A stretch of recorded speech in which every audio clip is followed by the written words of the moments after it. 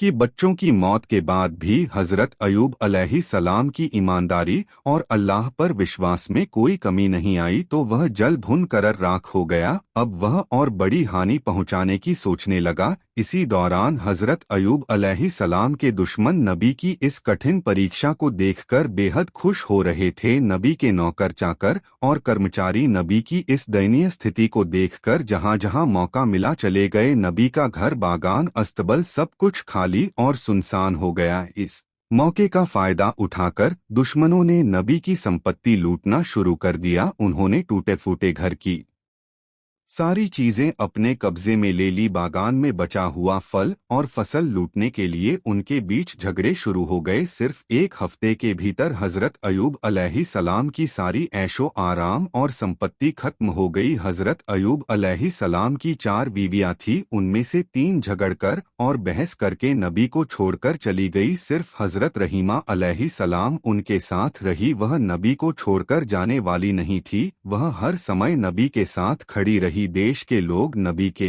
नबूवत के दावे का मजाक उड़ाते और ताने देने लगे। कुछ ने कहा, अगर अयूब सच में अल्लाह के नबी होते तो उन पर ऐसा गजब क्यों आता, वह नबी नहीं है। उनकी झूठी नबूवत के दावे के कारण अल्लाह का गजब उन पर उतरा है। इधर नबी के अनुयायियों के बीच भी दरार पड़ने लगी। उनकी यह स्थिति देखकर शैतान भी पूरी तरह संतुष्ट नहीं हो सका, क्योंकि सब कुछ खत्म हो जाने के बावजूद हजरत अयूब अलैहिस्सलाम में कोई बदलाव नहीं आया। वह अपने इबादत खाने में पहले की तरह पूरी तसल्लीनता से इबादत कर रहे थे, जैसे उन्हें अपने आसपास हुई तबाही की कोई खबर ही ना हो। ना उनके चेहरे पर मायूसी थी, ना अफसोस का कोई निशान। नबी के इबादत खाने के पास से गुजरने वाले लोग उन हे ताने देते हुए कहने लगे, ए अयूब, तुम नबूवत का दावा करके बर्बाद हो गए। तुम्हारे लिए नबूवत का दावा छोड़ देना ज्यादा बेहतर होता। हम ना नबी हैं, ना गजब का शिकार हुए हैं।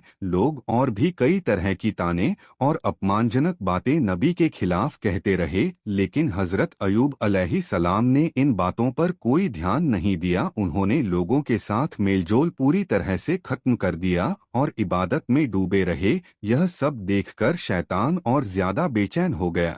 वह और साजिशें रचने के बारे में सोचने लगा। शैतान यह सोचने लगा कि नबी को और अधिक गंभीर नुकसान कैसे पहुंचाया जा सकता है।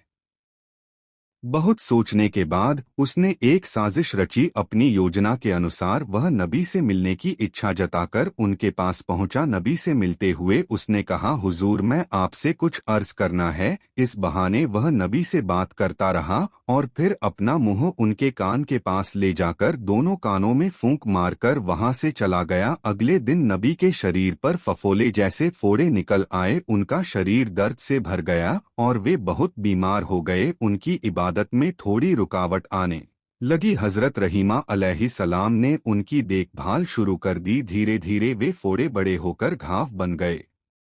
लंबे समय तक इसी स्थिति में रहने के बाद नबी के शरीर में कीड़े पैदा हो गए। कुछ दिनों के बाद इन कीड़ों की संख्या बढ़ने लगी। यह कीड़े नबी के शरीर का मांस और खून खाने लगे। दूसरी ओर हजरत रहीमा के पास जमा किया हुआ सारा पैसा और सामान खत्म हो गया। खाने पीने की गंभीर समस्या पैदा हो गई। कुछ दिनों तक नबी और उनकी बीवियों ने केवल पानी पीकर गुजारा किया, लेकिन आखिरकार हजरत रहीमा के लिए यह सहन करना मुश्किल हो गया। हजरत रहीमा अलैहिस्सलाम नबी के पास आकर अर्ज करने लगी, ए अल्लाह के नबी, अब हमारे पास कुछ भी नहीं।